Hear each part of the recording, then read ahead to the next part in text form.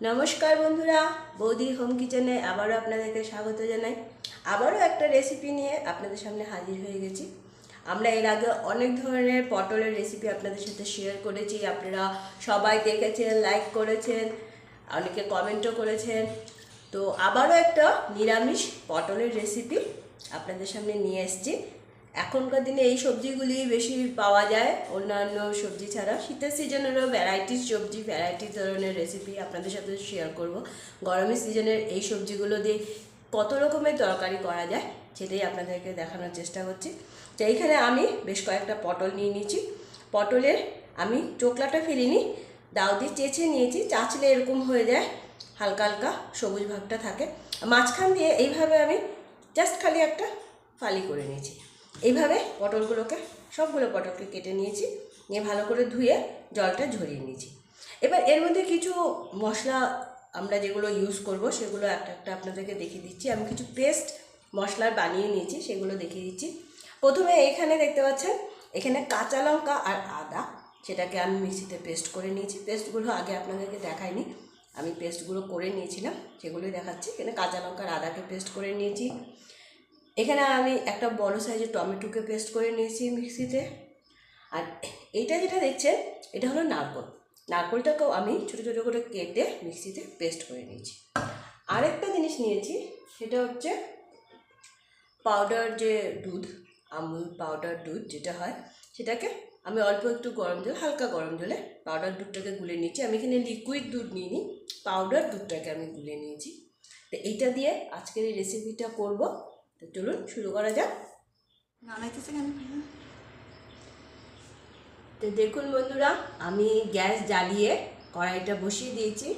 কড়াইয়ে আমি বেশ অনেকটা তেল দিয়ে দিয়েছি গরম হওয়ার জন্য। এবার আমি রেসিপিটা শুরু করব। তেলটা একটু ভালো গরম হয়ে যাক। আমরা বিভিন্ন ধরনের পটলের রেসিপি আপনাদের সাথে শেয়ার করেছি, নিরামিষ, আমিষ। অবশ্যই আপনারা বাড়িতে সেগুলো ট্রাই করবেন। তো প্রথমে আমি পটলগুলোকে ভাজা করে নিচ্ছি একটু।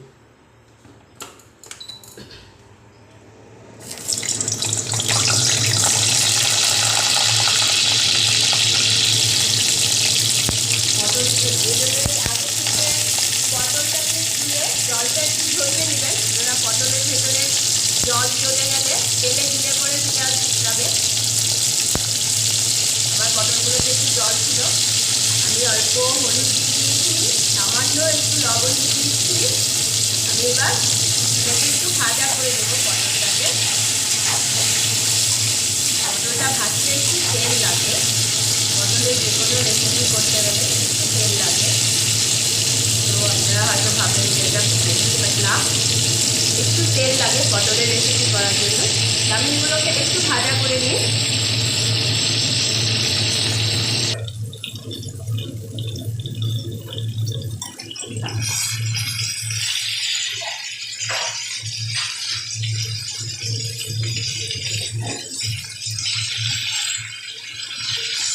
দেখুন আমার পটলগুলো ভাজা হয়ে গেছে। আমি এবার এগুলো তেল থেকে তুলে নিই।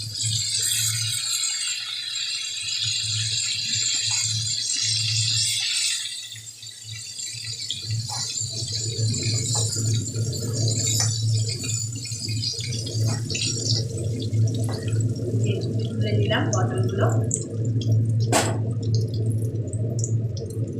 এবার আমি প্রথমে আদা আর কাঁচা লঙ্কার যে পেস্টটা বানিয়েছিলাম সেটা এটার মধ্যে দিয়ে দিই। গ্যাসের স্পিডটা অবশ্যই এই মুহূর্তে একটু কম রাখবেন। মশলাটা ভাজা করার সময় গ্যাসের স্পিড একটু কম রাখবেন।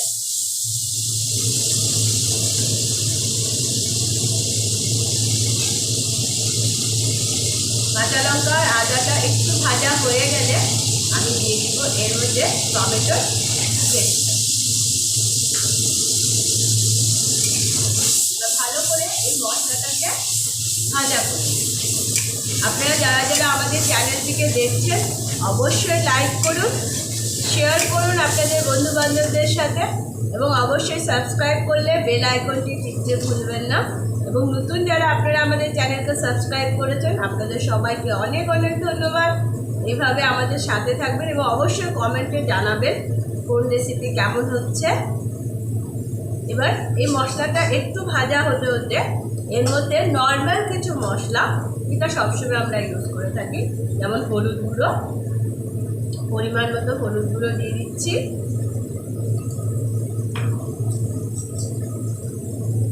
পরিমাণ মতো লঙ্কা গুঁড়ো, যেহেতু আমি লঙ্কা পেস্ট করে দিয়েছি কাঁচা লঙ্কা সেজন্য অল্প, ধনিয়া গুঁড়ো আধা চামচ, আর আধা চামচ জিরা গুঁড়ো আমি এর মধ্যে দিয়ে দিই। এবার এই সবগুলো মশলাকে খুব ভালো করে আমি ভাজা করে নেব। মশলাটা খুব ভালো ভাজা হতে হবে, তাহলে কাঁচা গন্ধ করবে।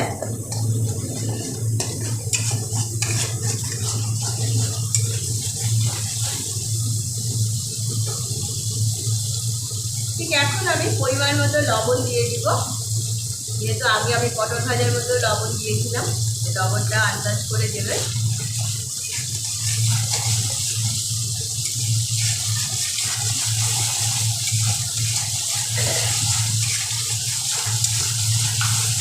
যেহেতু নিরামিষ রেসিপি, সামান্য একটু চিনি না দিলে তো ভালো লাগবে না, তাই সামান্য একটু চিনি দিয়ে দিলাম।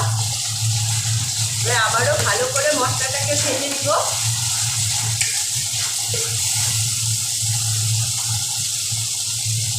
মশলা যত ভালো ভাজা হবে তরকারির টেস্টটাও তত বেশি হবে। যতক্ষণ পর্যন্ত মশলায় তেল না ছাড়বে ততক্ষণ পর্যন্ত মশলাটাকে ভাজতে থাকবেন। দেখুন আমার মশলাটা আস্তে আস্তে তেল ছাড়তে শুরু করে দিয়েছে। ঠিক এখন আমি সেই নারকেলের বাটাটা এর মধ্যে দিয়ে দেবো।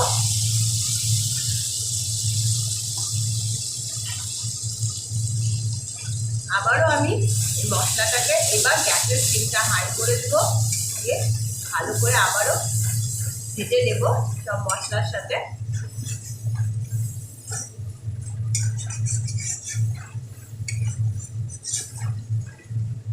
সুন্দর একটা স্মেল বেরোবে, আপনারা নিজেরা যখন বাড়িতে ট্রাই করবেন আপনারা নিজেরাই বুঝতে পারবেন। কালারটা খুব সুন্দর। একটু মশলাটা জাল খেতে দিন। অবশ্যই আপনারা আমাদের আগের ভিডিওগুলো দেখবেন, পটলের বিভিন্ন ধরনের রেসিপি আমরা ছেড়েছি, আমিষ নিরামিষ। নিরামিষ দিনেও পটলের বিভিন্ন রেসিপি আপনাদের সাথে আমরা শেয়ার করেছি। সেই ভিডিওগুলো দেখতেও বুঝতে পারবেন যে অনেকেই পটল খেতে চান না।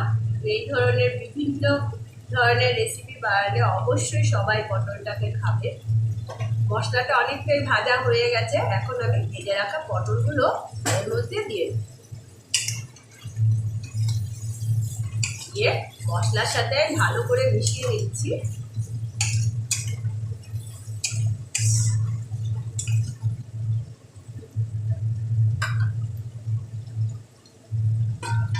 এবার আমি 1-2 মিনিটের জন্য একটু ঢাকা দিয়ে দিব।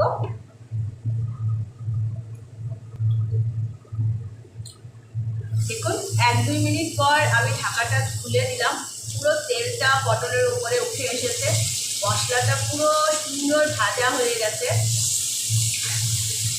1-2 মিনিট ঢাকাটা দিয়ে রাখলেই হবে। লো স্টিমে ঢাকাটা দিয়ে রাখবেন, পটলটাও নরম হয়ে যাবে, মশলাটাও পটলের ভেতরে ঢুকবে, তেলটা দেখুন কি সুন্দর ছেড়েছে মশলার থেকে। অবশ্যই বাড়িতে আপনারা এই রেসিপিটা ট্রাই করবেন।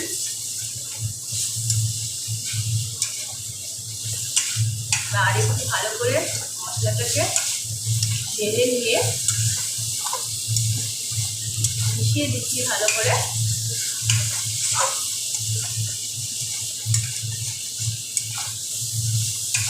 অনেক ইউটিউবার্স আমাদের চ্যানেল সাবস্ক্রাইব করেছেন, আপনাদেরকেও অনেক অনেক ধন্যবাদ।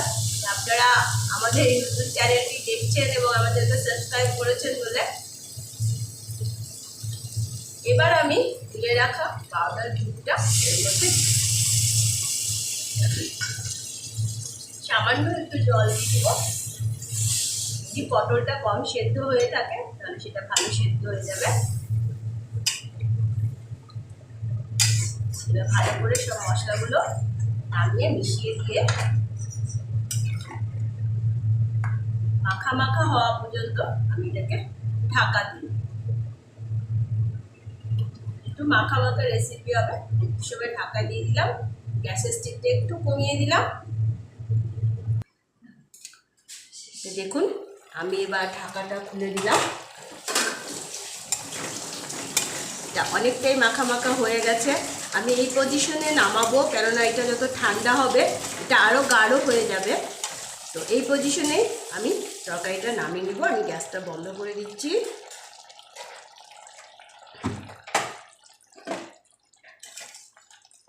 এইরকম পাতলা এই জন্যই রাখতে বলছি, কেননা নারকেলের সাথে এটা যখন ঠান্ডা হবে এটা পুরোটাই ঘন হয়ে যাবে।